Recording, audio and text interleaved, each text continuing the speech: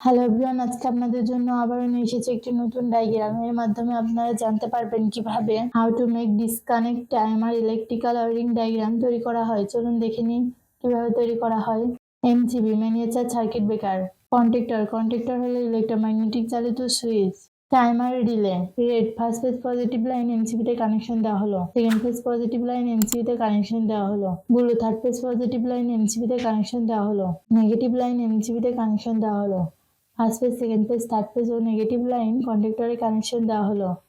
Conductor থেকে negative line timer রিলেতে connection দেওয়া হলো। Third phase positive line timer রিলেতে কানেকশন দেওয়া হলো।